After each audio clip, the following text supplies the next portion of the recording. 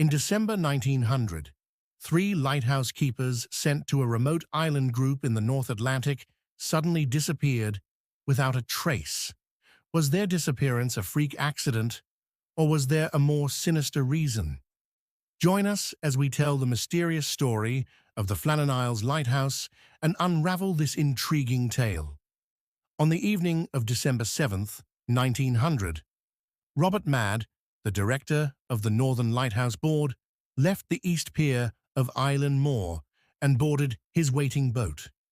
Shaking hands and bidding farewell to his three colleagues, he headed for a larger steamer stationed offshore that would take him back to the mainland. As his small boat sailed through the turbulent waters, he looked back at the three men he had left on the small, isolated island to guard his lighthouse. James Dett, Thomas Marshall, and Donald MacArthur stood on the pier, waving at him and shouting after him that they would miss him. He raised his hand in return and said, "I will miss you too." He never considered that he might be the last person to see them, because when the rescue ship arrived 19 days later, they were gone and no trace was left behind. This mysterious disappearance would have occurred in the Flannan Isles, a group of 7 small islands located in western Scotland, about 20 miles west of the Outer Hebrides. This adds to the unnerving nature of the story. The mystery surrounding these three men, so isolated on the edge of civilization and surrounded by the vast and threatening Atlantic Ocean, is chilling and thought-provoking. The islands themselves had been abandoned for as long as anyone can remember and were named after a 7th-century Irish priest named Saint Flannan. The people of the neighboring islands of the Outer Hebrides long regarded this lonely and gloomy group of rugged rocks with intense superstition and avoided them. Many fishing boats and merchant ships had been sunk there over the years, and although the Hebrides often brought sheep to graze on the beautiful lands of Flannans, they considered it a great misfortune to spend the night there, trying to return before dark. In the 1890s, the Northern Lighthouse Board decided to build a lighthouse on Island Moor, the largest of the 7 islets. The construction took a total of 4 years, as the turbulent Atlantic Ocean made it extremely difficult to land supplies and continually hindered construction. Nevertheless, the lighthouse was completed and opened on the 7th of December, 1899. On a clear day, the Hebrides could see visual semaphore-style signals, which were the only means of communication with the mainland, as they lacked wireless technology. 3 men could operate the lighthouse at a time, with the 4th man circling the shore. The mysterious story began when an unexpected storm broke very close to the islands on the evening of the 15th of December, 1900. The signs that something was wrong began when the captain of the American steamer SS Archer, traveling from Philadelphia to Leith in Edinburgh, approached the Island Moor and saw that the lighthouse was eerily dark. This was almost unheard of for an operational rock station like the one at Flannan's. This was reported quickly when the ship docked in Leith a few hours later, and although a dark lighthouse was a major concern, they had to wait a while longer, as the poor weather conditions made it impossible to act quickly. The rescue ship Hesperus was due to leave on the 20th, but due to unforeseen circumstances, it was only able to get underway at dawn on Boxing Day, December 26th. The ship had fresh provisions and a standby, Joseph Moore. As they approached the East Pier, the captain of the Hesperus, Jim Harvey, honked 3 times and sounded a distress signal but received no response. When they arrived, they knew immediately that something was very wrong.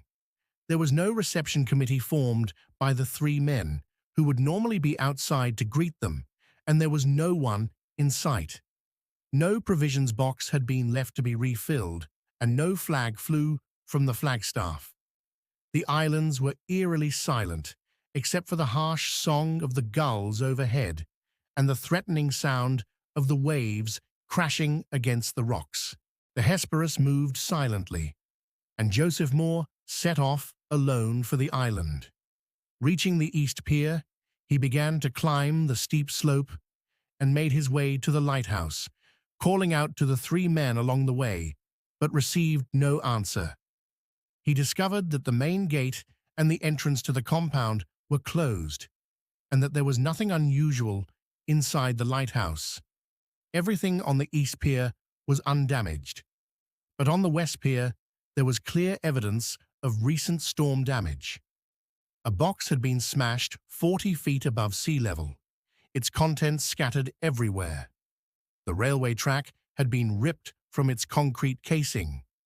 Iron fencing had been bent, and a boulder weighing over a ton had been moved. The grass had been torn up from the cliff edge, more than 200 feet above sea level, and was strewn about. Further examination revealed that the keepers had continued to keep their diaries until 9 a.m. on the morning of December 15th, and their entries clearly showed that the damage had occurred before it was lost. The only other significant piece of evidence was the absence of 2 sets of raincoats. The fact that only one set of outdoor equipment was hanging at the entrance was unexpected, suggesting that one of the men must have ventured out without protective equipment, especially given the severe weather conditions at the time of the last diary entry, which was a harsh North Atlantic winter. 3 volunteer sailors remained to carry out the duties of maintaining operations at the lighthouse while the Hesperus returned to its shore station at Breakleet. Captain Harvey later sent a telegram to the Northern Lighthouse Board on December 26, 1900, stating, "A dreadful disaster has occurred at Flannan's. The island lost MacArthur, Marshall, and occasionally one of the 3 keepers.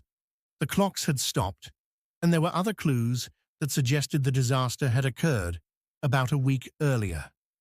The poor boys must have tried to attach a winch or something, and either died or fell off the cliff." The mystery surrounding the Flannan Isles has always fascinated people, inspiring stories, poetry, music, and even an opera. But the exact nature of the mystery may never be revealed. Over the years, other embellishments were added. For example, Joseph Moore was reported to have entered the house and found a half-eaten meal, a detail common to many disappearance stories, but in this case, this was not true. The mental state of the often mentioned but non-existent keepers is also inaccurate. The logbook contains only limited storm documentation and references to damage on the western landing. Det, Marshall, and MacArthur were not described as being angry. These fictional components were added to the story years later by an American pulp magazine, presumably to heighten the suspense. No body was ever found, and no other clues were ever found. We can only guess what happened on those windswept islands that cold December of the first year of the 20th century. Theories range from the mundane to the bizarre. Some say a keeper killed 2 others, and then, in remorse, threw himself and them off a cliff. Others say they were abducted by foreign agents, or that a sea monster jumped off the shore while the men stood at the West Pier and took them away. According to another supposed eyewitness report, a boat full of ghosts was heading for the islands on the night the keepers disappeared, and the keepers were abducted by the ghosts. Naturally, there was much skepticism about Flannan's ghost, especially in the latter half of the 20th century. Some even suggested that they had been abducted by aliens.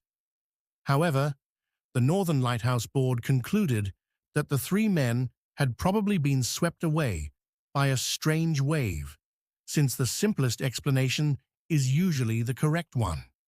Thomas Marshall and James Det had probably gone to secure some of the damaged equipment on the West Pier. while Donald MacArthur waited inside the lighthouse as per protocol. It was strictly forbidden to leave the lighthouse unattended at any time, and everyone obeyed this rule. MacArthur must have rushed from his vantage point outside the lighthouse to warn his colleagues of the enormous swell approaching the islands. But he was too late, and the oncoming swell must have carried all three men away. This was the clearest explanation for why all three men were outside at the same time, along with the overturned chair and the remaining set of raincoats. But if MacArthur had really left in such a hurry, why were the gates to the lighthouse and the entrance to the property closed? And how could three very experienced men have been caught off guard by an unusual swell after being surrounded by rough seas for hours? And if this were true, why were none of the bodies ever found?